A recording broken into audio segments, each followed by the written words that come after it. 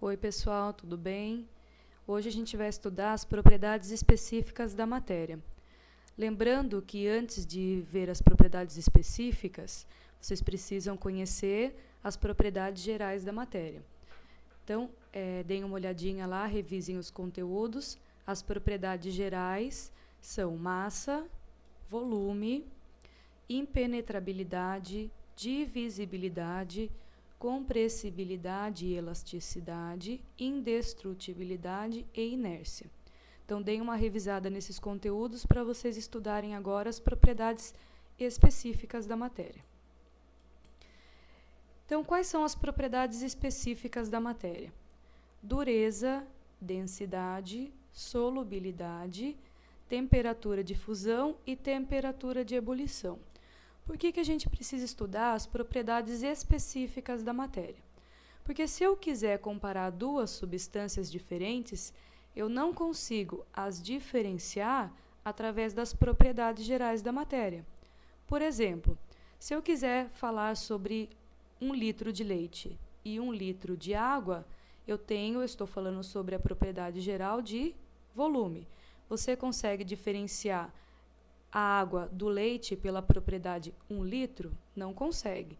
Então, você precisa estudar um pouquinho as propriedades específicas, que são essas citadas aqui. Então, vamos começar a falar sobre a dureza. O que é a dureza? É a capacidade que um material tem de riscar o outro. Então, toda vez que eu vou falar sobre dureza, eu preciso comparar dois objetos, tá? Quanto maior a resistência ao risco, mais dura é a substância. Ou seja, quanto mais difícil de você riscar uma substância, mais dura ela é. Vamos analisar esse exemplo aqui. Quando escrevemos com um giz na lousa, dizemos que a dureza da lousa é maior que a do giz, pois o giz é um material que se desgasta.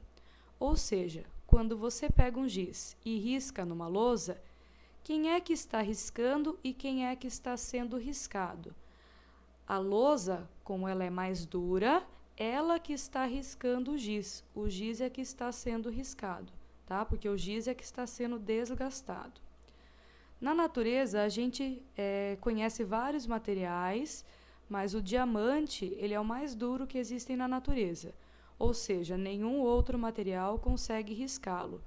Então, como ele é o mais duro, ele consegue riscar todos os objetos, todos os materiais, e nenhum consegue riscar ele. Nesse próximo slide, nós temos aqui, comparando graus de dureza. Essa minha escala ela varia de 1 até 10, sendo que 1 é o objeto com menor dureza e o 10 o objeto ou o material com maior dureza. Eu quero conversar com vocês aqui sobre esse exemplo, né? O canivete, ele tem grau 5. Então, olhando aqui na figura, o canivete, ele tem grau 5. E a moeda de cobre, ela tem grau 3. Então, aqui na minha escala, a moeda de cobre tem grau 3. Eu quero usar esses dois objetos para que um risque o outro. Quem é que vai riscar quem? O canivete vai conseguir riscar a moeda de cobre. Por quê? Porque a dureza do canivete ela é maior, ela é grau 5, e a dureza do cobre, da moeda de cobre, é grau 3. Então, é o canivete que risca a moeda. Então, o desgaste acontece na moeda. A nossa próxima propriedade é a propriedade de densidade. Densidade é a capacidade de massa presente em um determinado volume. Na prática, como é que vocês vão pensar em densidade? Quanto menor a densidade de um material, maior é a sua capacidade de flutuabilidade. Então, quanto menos denso, mais ele flutua. E quanto maior a densidade de um material, maior é a sua capacidade de afundar em um líquido. Então, quanto mais denso, mais ele afunda. Nesse nosso exemplo aqui, eu vou misturar o óleo com a água. Quem é que vai flutuar? O óleo. Então, quer dizer que se o óleo flutua na água, o óleo tem uma densidade menor do que a densidade da água. Nesse nosso experimento aqui, nós vamos comparar 3 substâncias: o álcool, o óleo e a água. Nesse caso aqui, foi colocado tinta, né, na água. Para quê? Para que você consiga diferenciar onde é que está a água e onde é que está o álcool, porque os dois são líquidos incolores. Então, foi acrescentado aqui um corante que se dissolvesse apenas em água. Então, quando eu misturo álcool, óleo e água, por mais que eu agite o recipiente, se eu for deixar esse recipiente descansando, a posição das substâncias vai ser sempre a mesma. Vai ser álcool em cima, óleo no meio e água embaixo. Como que a gente interpreta essa situação aqui? Quem é que tem a maior densidade das três substâncias? É a água. Por quê? Porque ela fica embaixo de todas as substâncias. Quem é que tem a menor densidade de todas as substâncias? O álcool, porque ele fica em cima de todas as substâncias. E o óleo ele tem uma densidade intermediária. Vamos tentar entender um pouquinho o que é essa densidade do óleo.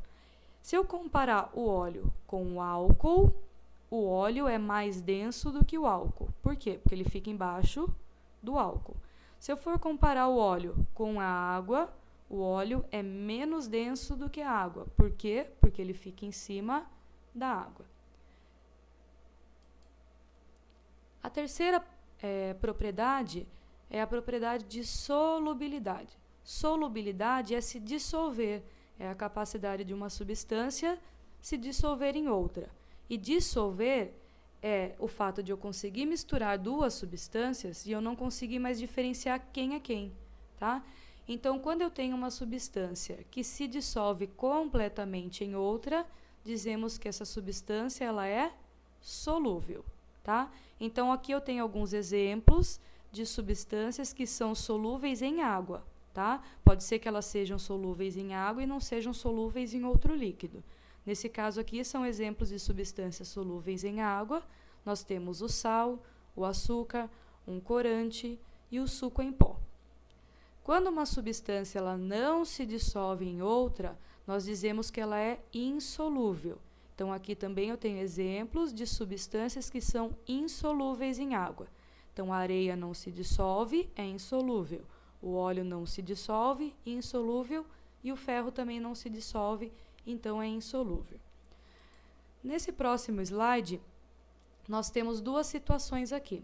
A primeira situação é quando eu pego um pouquinho de sal e coloco dentro da água. Quando eu misturo as duas coisas, eu consigo ter uma mistura onde eu não enxergo nem o sal e nem a água, tá? Então, eu posso dizer que o sal é solúvel em água, porque eu não consigo diferenciar nessa mistura nem a água sozinha e nem o sal sozinho. Nessa outra situação, eu vou misturar a água com o óleo. Eu consigo visualizar o óleo em cima, porque ele é menos denso, e a água embaixo, porque ela é mais densa. Então, eu posso dizer que o óleo é insolúvel em água. Ele não se dissolve e você consegue visualizar as duas substâncias separadamente. A nossa última propriedade específica dos materiais é a temperatura de fusão e a temperatura de ebulição. Temperatura de fusão também pode ser chamada de ponto de fusão. O que é isso? É a temperatura capaz de fazer com que uma matéria passe do estado sólido para o estado líquido. Então, quando nós estudamos as mudanças físicas de uma substância, tinha lá a mudança do sólido para o líquido, a gente falava que era a fusão. Então, a temperatura de fusão é aquela temperatura que eu consigo passar o material do sólido para o líquido. E a temperatura de ebulição, que é o mesmo que ponto de ebulição, é a temperatura capaz de fazer com que uma matéria passe do estado líquido para o estado gasoso. Eu tenho um exemplo aqui, que é um exemplo que eu estou comparando a temperatura de ebulição e de fusão da substância água. Essa é uma são temperaturas que vocês têm que gravar, tá? Então, a água apresenta a temperatura de fusão de 0 graus Celsius e a temperatura de ebulição de 100 graus Celsius. O que isso quer dizer? Que numa temperatura abaixo de 0 graus Celsius, a água está no estado sólido. E numa temperatura acima de 100 graus Celsius, a água está no estado gasoso. E entre 0 e 100 graus, por exemplo, 10, 20, 30, 80, 90, A água está no estado líquido. Então, no próximo slide aqui, nós temos uma tabela com algumas substâncias, com o ponto de fusão delas e o ponto de ebulição. Então, eu destaquei aqui a substância metano, substância álcool e a substância chumbo. Então, vamos analisar aqui qual é a temperatura para que o metano se encontre no estado sólido, no gasoso, no líquido. Qual é a temperatura para que o álcool se encontre no estado sólido, no gasoso e no líquido. E qual é a temperatura para que o chumbo se encontre no estado sólido, gasoso e líquido. Então, vamos analisar aqui nossa primeira substância, que é o metano. Está dizendo que o ponto de fusão é menos 183. Então, quer dizer que para o metano ele estar no estado sólido, ele tem que ter uma temperatura menor do que isso, tá? Por exemplo, menos 190. Então, no estado sólido, o metano tem que estar numa temperatura abaixo de menos 183. Por exemplo, menos 190. No ponto de ebulição, diz que o metano tem o ponto de ebulição de menos 162. Então, quer dizer que eu encontro o metano no estado gasoso, numa temperatura acima de menos 162. E no estado líquido? O estado líquido seria a temperatura que se encontra entre essas duas temperaturas, tá? Então, temperaturas entre menos 183 e menos 162 estaria no estado líquido. Vamos pensar na nossa temperatura ambiente. A temperatura ambiente ela é considerada como 25 graus Celsius. O metano ele é encontrado no estado gasoso na temperatura ambiente. Por quê? Porque 25 graus Celsius é acima de menos 162 graus Celsius. Agora vamos analisar aqui a substância álcool. O ponto de fusão é menos 114. Então, quer dizer que abaixo de menos 114, o álcool está no estado sólido. O ponto de ebulição é 78. Então, quer dizer que acima de 78, o álcool encontra-se no estado gasoso. E na temperatura ambiente? Bom, na temperatura ambiente, que é 25 graus está entre menos 114 e 78. Então, a substância álcool na temperatura ambiente encontra-se no estado líquido. Nossa última substância aqui é a substância chumbo. Nós temos o ponto de fusão 327 graus Celsius. O que isso quer dizer? Que numa temperatura abaixo de 327 graus Celsius, nós temos o chumbo no estado sólido. A temperatura de ebulição é 1.749 graus Celsius. Então, acima de 1.749, o chumbo está no estado gasoso. E no estado líquido, seria entre 327 graus Celsius e 1.749 graus Celsius. E na nossa temperatura ambiente, que é 25 graus Celsius, o chumbo encontra-se no estado sólido. Por quê? Porque 25 graus Celsius é uma temperatura abaixo de 327 graus Celsius. Então, essas 4 propriedades são as propriedades específicas da matéria. Então, nós estudamos as propriedades gerais e as propriedades específicas.